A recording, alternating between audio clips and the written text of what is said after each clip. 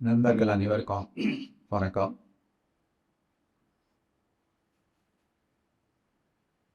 JD பர்னால் அவர்களுடைய 4 பாகங்களாக வெளிவந்த அந்த புத்தகம் மிக ஒரு கிளாசிக்கான ஒரு புத்தகம்.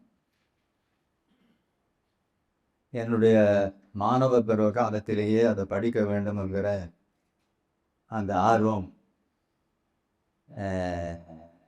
அதனால் சில பகுதியை அன்றே படிக்க முடிந்தது. ஆனால் முழுமையாக முடிக்க முடியல. ஒரு பெரிய 1400 பக்கங்கள் கொண்டிருக்கக்கூடிய ஒரு அழுத்தமான ஒரு வரலாறு. மிக எளிமையாகத்தான் அதுக்குள்ளே நுழைஞ்சால் மிக எளிமையாகத்தான் இருக்கும். அப்படிப்பட்ட புத்தகம். அறிவியலில் எழுத்துக்களில் ஒரு மிகப்பெரிய பங்களிப்பு. அறிவியல் பார்வையை வளர்த்து கொள்ள வேண்டும் என்று சொன்னால் அது அறிவியல் செயல்பாட்டாளராக ஆக்டிவிஸ்டாக இருக்க வேண்டும் என்று சொன்னால் மிக முக்கியமாக படிக்க வேண்டிய புத்தகமாக அது அமைந்திருக்கிறது.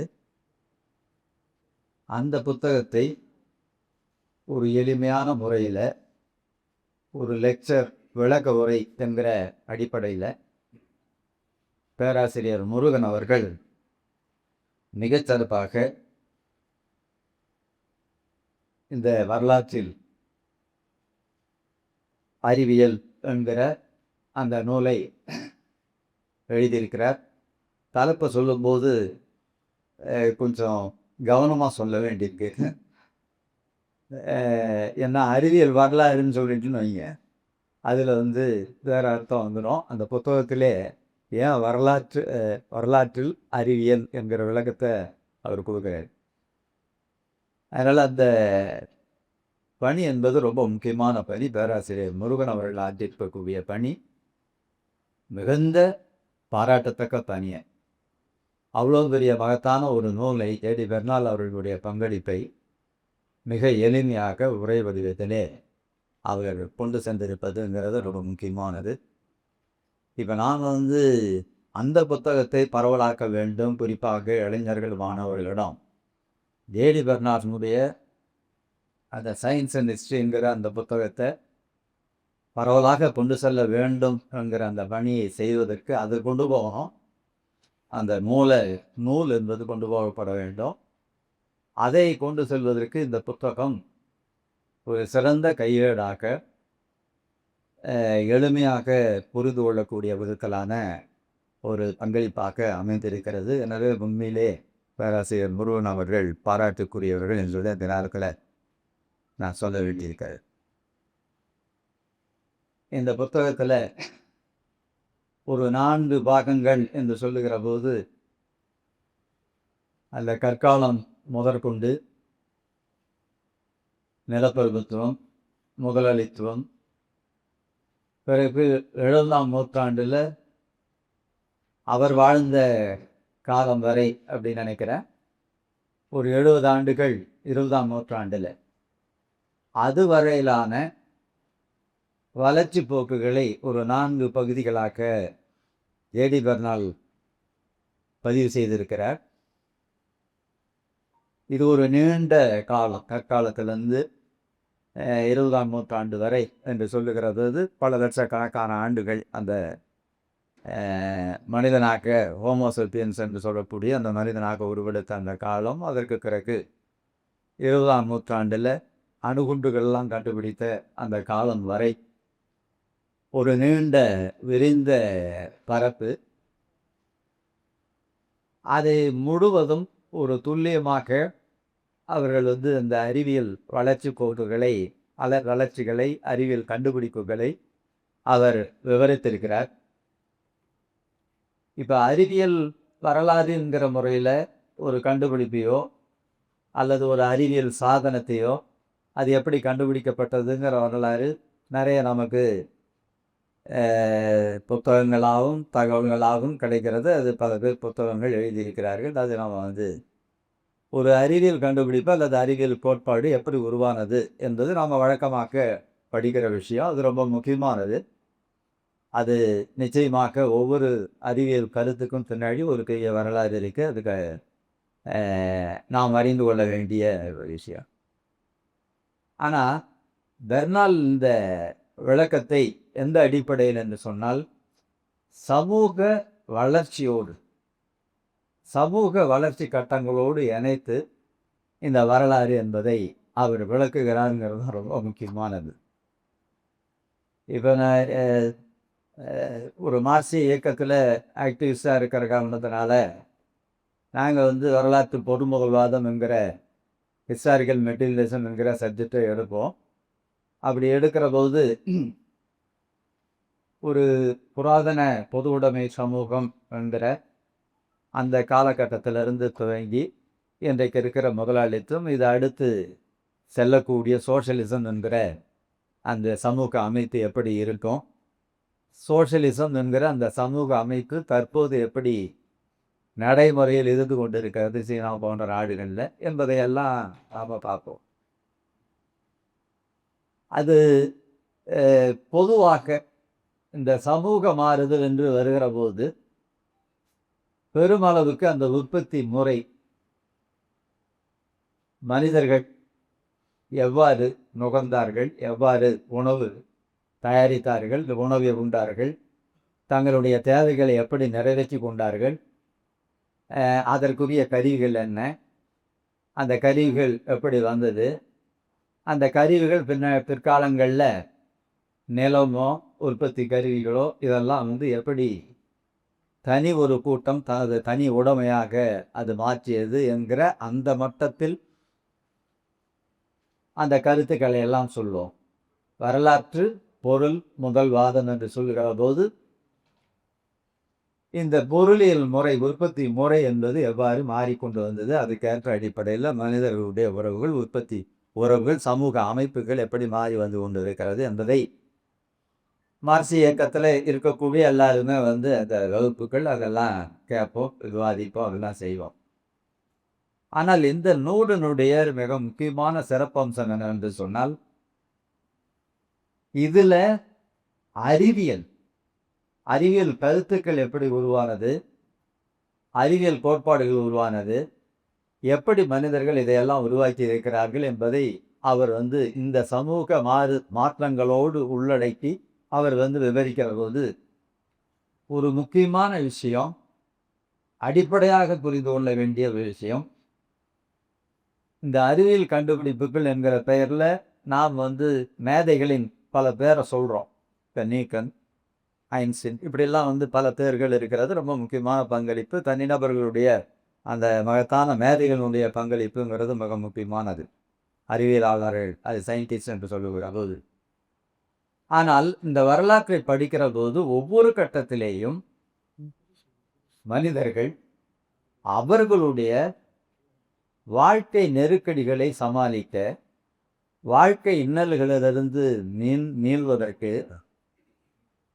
அதிகரித்து வரும் தேவைகளை அவர்கள் நிறைவு செய்து கொள்வதற்கு புதிய புதிய விஷயங்களை தேடி இருக்கிறார்கள். புதிய புதிய வகையில் அவர்கள் வந்து தங்களுடைய தேவைகளை நிறைவு செய்கிற அந்த கருவிகளை உருவாக்கி இருக்கிறார்கள். அதில் தான் வந்து புதிய நடைமுறைகள் உருவாகிறது. அந்த நடைமுறைகள் தான் அறிவியல் நடைமுறைகளாக பிறகு அதற்கு கோட்பாடு விவரிக்கப்பட்டு அதுக்கு அறிவியல் கோட்பாடுகளாக உருவாகிறது. விவசாயம் பல ஆயிரம் ஆண்டுகளாக வளர்ந்து வந்திருக்கிறது. இந்த விவசாய இந்த வளர்ச்சியிலே நீங்கள் பார்க்கிற போது அதில் வந்து ரசாயனம் இருக்கிறது, இயல்பில் இருக்குது. நிறைய அறிவியலாளர்கள் என்னோட அறிவியல் படித்தவங்க இருக்காங்க, அதெல்லாம் சொல்ல முடியும் இருக்கிறது. அந்த நடைமுறை தேவைகளை நிறைவு செய்வதற்கான அந்த போராட்டத்தில் மனிதர்கள் இதையெல்லாம் கண்டுபிடித்து வருகிறார்கள். அப்படி வருகிற போது அது வந்து புதிய புதிய எந்திரங்களாகவும் புதிய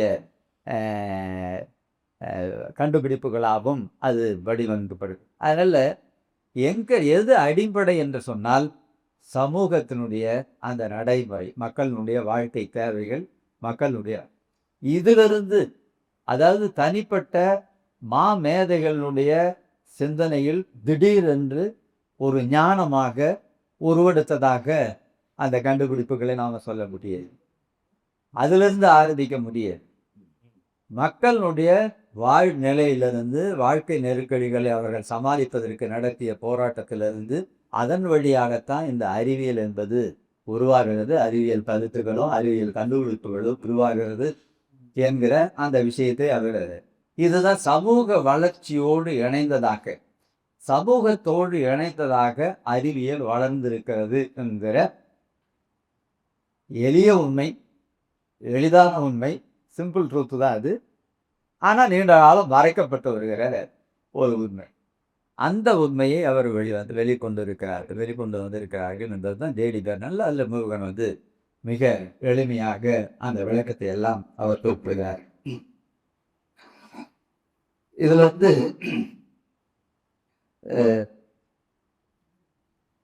நான் அதிக விவரங்களுக்கு போல எனக்கு பின்னாடி பல விஷயங்களை சொல்லுவாங்க. எப்படி தாய் வழி சமூகங்கள் செயல்பட்டது, அதில் உணவு சேகரிப்பு மற்ற விஷயங்கள்லாம் வருகிற போது அதன் வழியாக கால்குலேட் பண்ணுற எண்கள் கணக்கெடுக்கிற அந்த முறை, அதன் வழியாக அது கணிதம் இதெல்லாம் உருவானதுங்கிறதெல்லாம் ரொம்ப எளிதான முறையில் விளக்குகிறார்கள். அதே போல் கடல் வழி வாணிகம் உருவானதும் அதில் படிப்படியாக பல கண்டுபிடிப்புகள், இப்போ திசை காட்டி கண்டுபிடிப்பு, அதே போல் நேவிகேஷன் சம்மந்தப்பட்ட பல்வேறு விஷயங்கள், இதெல்லாம் இந்த வாணிகம் வளருகிற போது உருவாகிற அந்த விஷயங்களும் இதில் சொல்லப்படுகிறது. நாகரிகங்கள் உருவானது, நாகரிகங்கள் அழிந்தது, இந்த மாதிரியான வளர்ச்சி போக்குகளும் இதில் விவரிக்கப்படுவதுங்கிறது இந்த அடித்தளத்திலிருந்து மனிதர்களுடைய அந்த கூட்டான உழைப்பிலிருந்து இந்த அறிவியல் கண்டுபிடிப்புகள், அறிவியல் நடைமுறைகள் என்பது உருவாகிறது என்பதை அவர்கள் குறிப்பிட்டிருக்கிறார். எனவே இந்த தொழில்நுட்பம் இதெல்லாம் பிறகு அறிவியல் கோட்பாடுகளாக உருவானது எல்லாமே அந்த கூட்டு வாழ்க்கையிலிருந்து, சமூக வாழ்க்கையிலிருந்து, சமூக வளர்ச்சியிலிருந்து உருவானது அப்படிங்கிறதையும் நம்ம இந்த நூலில் அழுத்தமாக. ஸோ இது அதனால் ஒவ்வொரு கண்டுபிடிப்பும் சேர்ந்து குமுலேட்டிவாக, தொடர்ச்சியாக சேர்ந்து தான் புதிய புதிய கண்டுபிடிப்புகள் என்கிற அந்த அடுக்கு என்பது அடுத்தடுத்து வந்து கொண்டிருக்கிறது அப்படிங்கிற அந்த உண்மைங்கிறது ரொம்ப மிக முக்கியமான உண்மை. இது மனிதர்களுடைய தேவைகளை நிறைவு செய்வதற்காக அதன் வழியாக உருவான புதிய சிந்தனைகள், புதிய அறிவியல் கண்டுபிடிப்புகள் இப்படியாக ஒன்றாக சேர்ந்து அதுக்கு ஒரு வரலாறு இருக்குது. இந்த புத்தகத்தில் அந்த வரலாறெல்லாம் ஒரு விஷயத்துக்கும் சொல்லப்படுகிறது. இதெல்லாம் சேர்ந்து ஒரு குமுலேட்டிவாக அது வளர்ந்து வந்திருக்கிறது அப்படிங்கிறத நாம் பார்க்குறோம். இதெல்லாம் இந்த விஷயங்கள் ரொம்ப முக்கியமாக இந்த காலகட்டத்தில் தேவைப்படுது. இன்றைக்கு நாம் வாழக்கூடிய காலகட்டத்தில் இந்த சமூக வளர்ச்சியில் இந்த அறிவியல் கண்டுபிடிப்புகள், அறிவியல் சிந்தனைங்கிறது வளர்ந்து கொண்டே வந்திருக்கிறது. கூட்டு உழைப்பால் தான் இந்த அறிவியல் புதிய நடைமுறைகள் உருவானதுங்கிற ரொம்ப முக்கியமான அம்சம். எனக்கு இன்றைக்கு இருக்கக்கூடிய நிலைமைகளில் இன்றைக்கு அறிவியல் எந்த துறையில் எந்த கேள்விக்கு விடை காண வேண்டும் என்பதை தீர்மானிக்கிற இடத்துல சயின்டிஸ்ட் இல்லை. கொடுத்த வேலையை செய்யக்கூடிய அளவில் தான் சயின்டிஸ்ட் இருக்காங்க. ஆனால் தீர்மானிக்கக்கூடிய இடத்துல அதை தீர்மானிக்கக்கூடிய அந்த இடத்துல இருப்பவர்கள் எல்லாமே அதிகாரம் படைத்தவர்கள். இன்னும் ரொம்ப இந்த காலகட்டத்தில் சொல்கிற போது முழுக்க பெரும் கார்ப்பரேட்டுகள் எந்த கேள்வியை மையப்படுத்தி ஆய்வு நடத்தப்படும். அன்னைக்கு எந்த கேள்வியை மையப்படுத்தி நடத்துகிறாங்கன்னாக்கா, எப்படி நெருப்புலேருந்து பரவலாக வரக்கூடிய நெருப்புலேருந்து தப்பிக்கலாம், அல்லது பச்சையாக எல்லாவற்றையும் உண்பதற்கு பதிலாக அதை எப்படி வேக வைத்து சாப்பிட்றது, நெருப்பு, இப்படிப்பட்ட இது அந்த தீர்மானிக்கிற இடத்துல மனிதர்கள் இருந்தார்கள். மனிதர்களுடைய தேவைகள் இருந்தது, வாழ்வியல் நெருக்கடிகள் இருந்தது, எல்லாமே சேர்ந்து புதிய நடைமுறைகளை கண்டுபிடித்தார்கள். ஆனால் இன்னைக்கு யார் தீர்மானிக்கக்கூடிய இடத்தில் இருக்கிறார்கள்? இப்போ ஒரு எளிய உதாரணம், இன்னைக்கு விண்வெளி ஆராய்ச்சிக்கு ஒரு பெரும் முக்கியத்துவம் கொடுக்கப்படுகிறது. ரொம்ப முக்கியமானது. அது ஒன்றும் வேணாம்னு சொல்லலை, முக்கியமானது. ஆனால் ஒரு கணக்கு என்ன வந்ததுன்னாக்கா, விண்வெளி ஆராய்ச்சி 2024 மட்டும் $135 பில்லியன் இந்த ஆராய்ச்சிக்கு செலவு, எல்லாமே ஒட்டுமொத்தமாக சேர்த்து சொல்கிற போது. இது வந்து விண்வெளி கோள்கள், இந்த ஆராய்ச்சி இதுக்காக. அதே போல் இன்னொரு ஆராய்ச்சி நடக்குது. அங்கே வேற்று கிரகத்தில் போய் குடியிருப்பதற்கான ஆராய்ச்சி ரொம்ப முக்கியமாகுது. இங்கே குடியிருக்க விட மாட்டேங்கிறாங்க. இதே பார்க்கும் பல குடிசார் மக்கள் வந்து விரட்டப்படுகிறார்கள். சென்னையிலே நீங்கள் பார்த்தீங்கன்னா அனுதினமும் நாம் எதிர்நோக்கக்கூடிய பிரச்சனை. பெரிய பெரிய நிறுவனங்கள் கன்ஸ்ட்ரக்ஷனுக்கு வராங்க, காசாக்குறாங்க, அது இது எல்லாம் காலி பண்ணு அப்படிங்கிற முறையில் இன்றைக்கி வந்து கிட்டத்தட்ட சென்னை நகரம் முழுக்கவே ஒரு 50-60 பிரச்சனை கைவசம் இருக்குது. வெளியேற்றம்ங்கிற பிரச்சனை. இந்த 135 கோடி குடியிருப்புக்காக இல்லை, இதில் ஒரு பகுதி, கணிசமான பகுதி வேற்று கிரகத்தில் குடியிருப்பதற்காக ஆராய்ச்சி என்பது ஸ்பேஸ் எக்ஸ் போன்று இருக்கக்கூடிய நிறுவனங்கள், இவர் எலான் மாஸ்கோட அந்த நிறுவனம், இதெல்லாம் ஆராய்ச்சி நடந்து கொண்டிருக்காரு. ஆனால் அது மக்கள் பாதிக்கக்கூடிய சுகாதார பிரச்சனைகள், மலேரியாவுக்கு எவ்வளோ ஒதுக்குறாங்க, புற்றுநோய். இப்போ சென்னையில் பார்த்தீங்கன்னா இப்போ தான் தெரியுது, புற்றுநோய்ங்கிறது சென்னை நகரத்தை பொறுத்த அளவில் 30 வயசு 25 வயது அந்த ரேஞ்சில் என்கிட்ட ஆங்காலஜி கணக்கு சொல்கிறாரு, இதோட உதாரணம் நான் ட்ரீட்மெண்ட் கொடுக்குறேன் அப்படின்னு. அந்த அளவிற்கு மிக மோசமாக இது வளர்ந்து கொண்டிருக்கிறது. ஆனால் இதுக்காக புற்றுநோய்க்காக செலவு செய்கிற தொகை என்பது $5 பில்லியன். ஆண்டுக்காண்டு $5 பில்லியன். அது ஒரே ஆண்டில் $135 பில்லியன் அந்த ஸ்பேஸ், அந்த இதுக்காக. அதில் மிக முக்கியமானது பலது இருக்குது, அதெல்லாம் குறை சொல்ல முடியாது. ஆனால் இராணுவமயமாக்கலுக்கு மிலிட்ரி நோக்கத்தோடு ஆராய்ச்சிகள் நடந்து கொண்டு இருக்கிறது. நான் சொன்ன மாதிரி புவியிருப்பு போன்று இருக்கக்கூடிய இதெல்லாம் வளர வேண்டிய அவசியம் இருக்குது. ஆனால் எதுக்கு ப்ரியாரிட்டிஸ், எதுக்கு முன்னுரிமை? ஆனால் இந்த அறிவியல் எல்லாம் மக்களுக்காக உருவானது, மக்கள் தேவையிலிருந்து கூட்டு உழைப்பால் உருவானது. இந்த நூல் நமக்கு கற்றுத்தருகிற முக்கியமான அந்த வரலாற்று உண்மை, வரலாற்று பாடம் அதுதான். ஆனால் இன்றைக்கு அறிவியல் எப்படி இருக்கு, அதை படிக்கிற போது உங்களுக்கு வந்து இன்றைக்கு இருக்கக்கூடிய நிலைமை பற்றி நாம் யோசிக்காமல் இருக்க முடியாது. யோசிக்க வேண்டும் என்கிற அடிப்படையில் தான் அந்த நூல் வந்து அப்படி கட்டமைக்கப்பட்டு இருக்கிறதுங்கிறதையும் நாம் பார்க்குறோம். பல்வேறு விவாதங்களுக்கு சொல்லப்படுகிற கருத்தை அப்படியே ஏற்றுக்கொள்ளணும், பார்க்குறத அப்படியே ஏற்றுக்கணும் என்கிற இதெல்லாம் வருது, இன்ஸ்டாகிராமில் வர்றது, பக்கத்தில் வர்றது, இதெல்லாம் வந்து அப்படியே பெருமளவுக்கு ஃபேக் நியூஸு, அதை அப்படியே ஏற்றுக்கொள்கிற மனோபாவம் இன்றைக்கு வந்திருக்கிறது. அதுலேயும் குறிப்பாக இளைஞர்களுக்கு அதிகமாக அவர்களுக்கு வந்திருக்கிறது. அதில் ஈல்டாகக்கூடிய எனவே அதே போன்று இப்படி பல, அதாவது இந்தியா கடந்த கால வேத காலம் என்பது பொற்காலம். வேத காலம் என்கிற அந்த பொற்காலத்தை போல உலகத்தில் எந்த மூலையிலும் அப்படிப்பட்ட கலாச்சாரம் இருந்ததில்லை. வேத கலாச்சாரம் இதையெல்லாம் மீண்டும் நாம் அந்த நிலைமைக்கு போவோம் அப்படிங்கிறதெல்லாம் அவர்கள் சொல்லி கொண்டிருக்கிறார்கள். அது ஒரு மிக பெரும் அறிவியல் மோசடியாக, அறிவியல் மறுப்பாக இப்படிப்பட்ட விஷயங்கள் நடந்து கொண்டிருக்கிறது. எதையாவது சொன்னோம்னாக்கா, மார்ஸ் அப்படின்னு சொல்லிட்டோம்னாக்கா, இதெல்லாம் வெளிநாட்டு கண்டுபிடிப்பு, இதெல்லாம் வந்து அந்நிய சரக்கு என்பதையெல்லாம் சொல்லி கொண்டிருக்கிறார்கள். அவரே கையில் ஐஃபோன் வச்சுக்கிட்டு எல்லா வேலையும் பண்ணிக்கிட்டு இந்த பிரச்சாரத்தை அவர் செய்து கொண்டு இருக்கிறார். அவர் பயன்படுத்துகிற எல்லாமே அந்நிய சரக்கு. ஆனால் மார்க்சியம் அந்நிய சரக்கு அப்படிங்கிறத அவர் சொல்கிறார். எதுவுமே அந்நிய சரக்கு. இன்றைக்கு இந்த 4 தொகுதிகளாக அந்த 4 கற்காலம், பழைய கற்காலம், புதிய கற்காலத்திலிருந்து இரும்பு காலம், உலோக காலம் எல்லாமே வருது. இதிலிருந்து நீங்கள் பார்த்தீங்கன்னாக்கா பல விஷயங்கள் எக்ஸ்சேஞ்ச் ஆகிருக்கு இங்கேருந்து அங்கே போய். இன்னும் சொல்ல போனால் இதில் வரக்கூடிய ஒரு முக்கியமான உண்மை, ஐரோப்பா கண்டம் கிபி 1400 வரை கிட்டத்தட்ட இந்தியா, சீனா போன்று இருக்கக்கூடிய நிலையில்தான், அந்த ஸ்டேட்டஸில் தான் அது இருந்த. அறிவியல் வளர்ச்சியை பொறுத்த அளவில், அறிவியல் வளர்ச்சி, உற்பத்தி வளர்ச்சி, இதை பொறுத்த அளவில் 1400 வரைக்கும் அதுதான் நிலமை இந்தியாவில். ஆனால் அதற்கு அப்புறம் தான் தொழில் பரட்சி மற்றதெல்லாம் ஏற்பட்டு முதலாளித்துவம் வளர்ந்து அதில் ஐரோப்பா கண்டம் இருந்தது, பிரிட்டன் உள்ளிட்ட நாடுகள் இருந்தது. ஒரு பெரிய அளவில் வளர்ச்சி பெற்று மற்ற நாடுகளை காலனி ஆதிக்கத்துக்கு உட்படுத்தி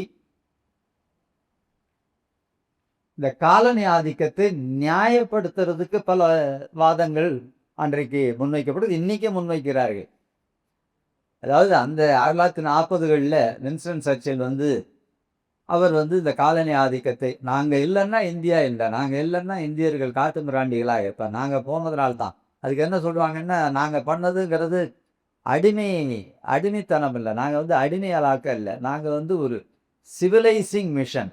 அவங்க சொன்னது எல்லாரையும் நாகரிகப்படுத்தக்கூடிய வேலையை தான் நாங்கள் செஞ்சோம் அப்படிங்கிற முறையில் அது ஒரு காலனி ஆதிக்கவாதிகளுடைய அந்த சித்தாந்தம் என்பது நீண்ட காலம் இருந்தது.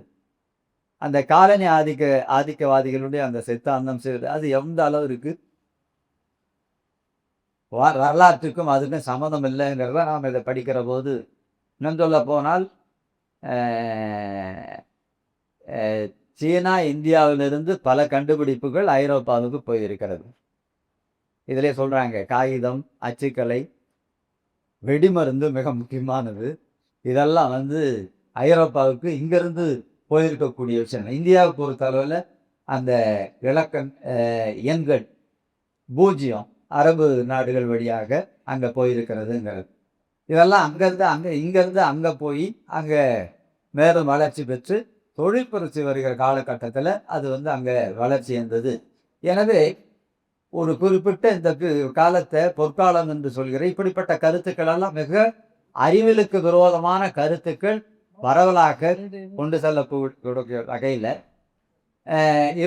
நான் வாழ்ந்து கொண்டிருக்கிற காலம் என்பது இருந்து கொண்டிருக்கிறது. எனவே இதையெல்லாம் தெளிவுபடுத்துவதற்கு உண்மை எது என்பதை நாம் கொண்டு செல்வதற்கு அறிவியல் பார்வை தேவை. அதில் மிக முக்கியமாக சமூகத்தோடு இணைந்ததாக இந்த அறிவியல் எப்படி வளர்ந்திருந்தது, எப்படி வளர்ச்சி கண்டது என்பதை முழுமையாக கிரகிப்பதுங்கிறது இந்த காலகட்டத்துக்கு மிக மிக அவசியம். குறிப்பாக இளைஞர் மாணவர்களுக்கு மிக முக்கியமானது. இதை நாம் படிக்கிற போது அறிவியலுக்கு அப்பாற்பட்டு பல விஷயங்கள், இப்போ தமிழ்நாட்டில் பல விவாதங்கள் இதெல்லாம் படிக்கிற போது அதெல்லாம் யோசனை வருது. பெரியார் இப்போவும் சில பேர் பெரியார் தமிழை காட்டு மிராண்டி பாஷைன்னு சொல்லிட்டாரு, திருக்குறளை மோசமான புத்தகம்னு சொல்லிட்டாரு, கரத பிரச்சாரம்லாம் பண்ணின்னு இருக்காங்க. அவர் சொன்னதுங்கிறது நோக்கம் என்னன்னாக்கா, அறிவியல் இங்கே இல்லை, அறிவியல் வளர்ச்சிங்கிறது தேக்கமடைந்திருக்கிறது, ஐரோப்பாவில் அது வளர்ந்திருக்கிறது. கிட்டத்தட்ட அதுலேயும் ஒரு ஷேடு இருக்குது. அவங்க சொல்கிற மாதிரி நாங்கள் சிவிலைஸ் பண்ணுறதுக்காக வந்தோங்கிற அந்த கருத்தோட்டம் உள்ளே இருக்குது. இருந்தாலும் அவர் சொன்னதுங்கிறது அறிவியல் ரீதியாக அறிவியல் கலாச்சாரம் இங்கே வளரவில்லை, எல்லாம் பழம்பெருமைகளை இவர்கள் பேசி கொண்டு இருக்கிறார்கள் அப்படிங்கிற முறையில் பெரியாருடைய எனவே இந்த விஷயத்திலையும் ஒரு அறிவியல் ரீதியான ஒரு பார்வை என்பது இங்கிருந்து போயிருக்கு. ஒன்றும் மேற்குலகம் என்பது மேன்மை தரக்கூடிய மேன்மையான உலகம் இல்லை. இங்கிருந்து கலாச்சார பரிமாற்றங்கள் எப்படி நடந்ததோ அதே போன்று அறிவியல் பரிமாற்றங்களும் நடந்திருக்கிறது என்பதையும், ஆக இப்படிப்பட்ட பல கருத்துக்களுக்கு விடை கிடைக்கிற ஒரு நூலாக இது அமைந்திருக்கிறதுங்கிறத நாம பார்க்கணும். இந்த சமூக வளர்ச்சியோடு இணைந்ததாக அறிவியல் வளர்ந்து வந்திருக்கிறது என்பதை நாம பார்க்கிற போதுதான் சமூகம் தனியுடைமை கொண்டவர்கள், உடைமையற்றவர்கள் என்கிற பிளவு சமூகத்தில் ஏற்படுகிற போதே இந்த அறிவியல் கண்டுபிடிப்புகளுடைய பலன்களை ஒரு குறிப்பிட்ட கூட்டம் தனக்கானதாக தன்னுடைய தேவைகளுக்காக பயன்படுத்தி கொள்கிற ஆட்கள். அறிவியல் கோட்பாடுகள் என்பது இந்த தொழிலாளி வர்க்கத்தை சார்ந்தது அல்லது முதலாளி வர்க்கத்தை சார்ந்ததுன்னு சொல்ல முடியாது. இப்போ ஈர்ப்பு விதினாக்கா அது முதலாளித்துவம் அப்படி சொல்ல முடியாது. ஆனால் அதே நேரத்தில் அதிகாரம் இருக்கிற காரணத்தினால இவர்கள் அதையெல்லாம் அந்த அறிவியல் கண்டுபிடிப்புகளை தங்களுக்கு சாதகமாக பயன்படுத்திக் கொள்கிற நிலை எப்போது வந்ததுன்னாக்கா, இந்த வர்க்க மேலாதிக்கம் சமூகத்தினுடைய அந்த உற்பத்திக்கான அந்த சாதனங்கள் இதையெல்லாம் வந்து தனி உடைமையாக மாறுகிற அப்படிப்பட்ட சூழல்ல இது வந்து அறிவியலும் ஆளுகிறவர்களுக்கு ஆதரவாக ஆளுகிற வர்க்கங்களுடைய தேவைகளுக்கு உதவக்கூடிய விதத்தில் அது வந்து மாறி இருக்கக்கூடிய அப்படிப்பட்ட நிலைமை உருவாகிறது. இந்த நூலில் படிப்படியாக அந்த நிலைமை எப்படி ஏற்பட்டது இருந்தாலும் அறிவியல் வளர்ச்சி ஏற்பட்டிருக்கிறது. இப்போ நிலப்பிரபுத்துவங்கிற செக்ஷனில் அந்த நிலப்பிரபுத்துவ காலகட்டம் அந்த செக்ஷனில் பார்த்தீங்கன்னா தெரியும் வளர்ச்சி ஏற்படுகிறது. ஆனால் ஒரு இறுக்கமான தனி உடைமை ஆதிக்க வர்க்கங்கள் ஒடுக்கப்படுகிற வர்க்கங்கள் என்கிற அந்த பிளவு இருக்கக்கூடிய சமூகத்துல இது வந்து அந்த அறிவியல் வளர்ச்சி என்பது தடுக்கப்படுகிறது, தேக்கமடைகிறது என்பதையும் நாம பார்க்க. இப்ப இந்தியாவில் சொன்னேன் எண்கணிதம் வளர்ந்தது, அதே போன்று மருத்துவ முறைகள் வளர்ந்திருக்கிறது. அதாவது தேவ் பிரசாத் தத்துவபாத்தியா என்கிற தத்துவ ஞானி அவர் எழுதியிருக்கக்கூடிய அந்த நூலில் சயின்ஸ் அண்ட் ஏன்ஷியன்ட் சொசைட்டி என்கிற நூலில் அவர் வந்து நிறைய விவரிக்கிறார். இங்கே எந்த அளவுக்கு மருத்துவ முறைகள் வலுவாக வளர்ந்தது அப்படிங்கிறதெல்லாம் விவரிக்கிறார். ஆனால் அந்த வளர்ச்சி ஏன் தடைப்பட்டது என்கிற காரணத்தையும் அவர் விளக்கிறார். அதற்கு காரணம் இந்தியாவை பொறுத்தளவில் ஜாதிய ஒடுக்குமுறையோடு இணைந்ததாக வந்த ஆதிக்க வர்க்கங்களின் ஒடுக்குமுறை. அதிகாரம் தங்கள் கையில் இருக்கிறது, நிலம் தங்கள் கையில் இருக்கிறது, உற்பத்திக்கான அந்த சாதனங்கள் முழுவதும் உற்பத்தி தங்களுடைய கட்டுப்பாட்டில் இருக்கிறது என்கிற நிலையில அவர்கள் இதையெல்லாம் தடுக்கிறார்கள். மருத்துவ அந்த வளர்ச்சியை தடுக்கப்பட்டிருக்கிறது. ஏன்னாக்கா அந்த மருத்துவர் வந்து எல்லாரையும் தொட்டு பார்த்து, ஏன்னா ஜாதிய அந்த அடுக்குமுறையில் அது ஒவ்வாத நடைமுறை. எனவே இப்படிப்பட்ட அந்த ஒடுக்குமுறை சார்ந்திருக்கக்கூடிய சமுதாயத்தில் வளர்ச்சி தடைபடுகிறது என்கிற விஷயமும் இந்த நூலில் நம்மால் படிக்க முடிகிறது, உணர முடிகிறது. எனவே இப்போ இந்த நூல் நமக்கு கற்றுக் கொடுக்கிற ஒரு போதனை பாடம் எதிர்காலத்தில் இது எப்படி மாற வேண்டும் என்கிற அந்த கருத்து முக்கியமானது எதுனாக்க இந்த வர்க்கங்கள் வந்த பின்னால, வர்க்க ஆதிக்கம் வந்த பின்னால, தனியுடைமை வந்த பின்னால இந்த அறிவியல் என்பது ஆதிக்க வர்க்கங்களின் கருவியாக மாறுகிற போதுதான் அறிவியலும் தேக்கமடைகிறது. அறிவியலால் ஏற்படுகிற பலன்களும் மக்களுக்கு போய் சேருவேன். மக்கள் தேவை அடிப்படை, மக்கள் தேவைக்காகத்தான் அறிவியல் உருவாக்கப்படுகிறது, அறிவியல் வளர்கிறது, சமூக வாழ்க்கை தேவையிலிருந்து உருவாகிறது. ஆனால் இந்த வர்க்கப்பிளவு என்பது அறிவியல் வளர்ச்சியை தேக்கப்படை செய்கிறது, அல்லது அறிவியல் கண்டுபிடிப்புகள் உள்ளிட்ட எல்லா விஷயங்கள்லையும் முன்னுரிமை தீர்மானிக்குது. அது முழுக்க மூலதனம், தங்களுடைய சொத்துடைமை, மூலதன தேவைகளை மையமாக வைத்து இந்த அறிவியல் திசை திருப்பப்படுகிறது. அறிவியல் மூலதன தேவைக்கான கருவியாக, மக்களுடைய தேவைக்கான கருவியாக இருந்ததுங்கிறது மாதிரி மூலதன தேவைக்கான கருவியாக மாறுகிறது. அப்படி மாறுகிற சூழலில் தான் இந்த அறிவியல் வளர்ச்சிங்கிறது ஒன்று தேக்கமடைகிறது, இன்னொன்று மக்களுக்கான அறிவியலாக இல்லாத ஒரு சூழல் என்பது இருக்கிறது. எனவே இந்த காலகட்டத்தில் இன்றைக்கு இருக்கக்கூடிய சமுதாயம் உணர வேண்டிய மிக அவசியமான பிரச்சனைங்கிறது மீண்டும் கூட்டு உழைப்புக்கு, பழைய காலத்தை திரும்ப கொண்டு வர்றதுங்கிற அந்த அடிப்படையில் இல்லை. அறிவியல் மக்களால் உருவாக்கப்பட்டது, சமுதாய வளர்ச்சியோடு இணைந்து அறிவியல் வளர்ந்திருக்கிறது. எனவே மக்களுக்கான அறிவியலாக இது அமைய வேண்டும். இது தனி உடைமைக்கான பெரும் கார்ப்பரேட் நிறுவனங்களுக்கான மூலதன கருவியாக இது மாறிவிடக்கூடாது. எனவே இது வந்து முழுக்க இந்த அறிவியல் ஒட்டுமொத்த மானுட வளர்ச்சிக்கான அறிவியலாக இது மாற வேண்டும். இதுதான் வரலாறு கற்பிக்கிற பாடம்.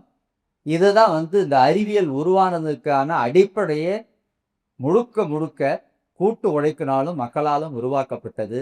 எனவே இதை தனி உடைமை ஆக்குவதற்கு எந்த உரிமையும் யாருக்கும் இல்லை என்கிற முறையில் இந்த நிலைமையை, இன்றைக்கு இருக்கக்கூடிய நிலைமையை மாற்ற வேண்டும். அப்படி மாற்றுவது என்பது மக்கள் கையில் தான் இருக்கு. மக்களால தான் அது முடியும். மக்களால முடியும்னாக்கா, முதல்ல இந்த வரலாற்று வளர்ச்சி, சமூக வளர்ச்சியோடு இணைந்து வளர்ந்த இந்த அறிவியலுடைய இந்த வளர்ச்சியை எல்லோருமே விஞ்ஞானிகளா மாறிட முடியாது. ஆனால் இந்த விஷயம் இதுல சொல்லப்பட்டிருக்கக்கூடிய அடிப்படை கருத்துக்கள் அனைவருக்குமானது. அனைவரும் தெரிந்து கொள்ள வேண்டிய விஷயம். அது வேறுபாடின்றி மக்கள் அனைவரும் குறிப்பாக உழைப்பை செலுத்தி இந்த உலகத்தை உருவாக்குகிற அந்த உழைக்கும் வர்க்கங்கள் அறிந்து கொள்ள வேண்டிய ஒரு மிக முக்கியமான உண்மை. எனவே அவர்கள் உணர்ந்தால்தான், அவர்கள் உணர்ந்து இந்த உணர்வோடு செயல்பட்டால்தான், ஒன்று திரண்டால்தான் இந்த நிலைமையை மாற்ற வேண்டும். அறிவியலை மக்களுக்கான அறிவியலாக கொண்டு செல்ல முடியும். அதற்கு இந்த நூல் பரவலாக்கப்படணும். இதில் ஒரே அட்டிய செட்டிங்கில் உட்காந்து படிக்கிறதுங்கிறது சிரமமாக இருக்கலாம். ஆனால் அவ்வளோ சிரமம் இல்லை. பல நூல்கள் நம்ம படிக்கிற அந்த சிரமம் இதில் இல்லை. ஆனால் அதே நேரத்தில் ஒரு கூட்டாக்க ஸ்டடி சர்க்கிள் என்கிற முறையில் ஆங்காங்கே கல்வி வளாகங்களில் எங்கெல்லாம் அறிவியல் கிளைகள் இருக்கிறதோ அங்கெல்லாம் அல்லது புதிதாக அறிவியல் கிளை துவங்குவதுங்கிறதுக்கான ஒரு வாய்ப்பாக இதை விவாதிப்போம்ங்கிற முறையில் பல இடங்களில் இன்ஸ்டியூஷனில் கொண்டு போகலாம். இன்ஸ்டியூஷனில் மட்டுமல்ல, தெருக்களில் முற்போக்கு இயக்கங்கள் அதிகமாக வாழ்கிற அந்த குடியிருப்புகளில் இந்த நூலை ஒரு வாசகர் வட்டம் என்கிற முறையில் அது கொண்டு போக வேண்டும். இது மிக மிக பரவலாக கொண்டு செல்லப்பட வேண்டும்.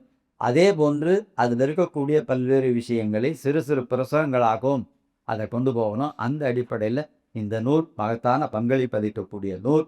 இந்த நூலை நாம் உயர்த்தி பிடிப்போம், பரவலாக கொண்டு செல்வோம் என கேட்டுக்கொண்டு இந்த அளவில் நிறைவு செய்கிறேன். நன்றி, வணக்கம்.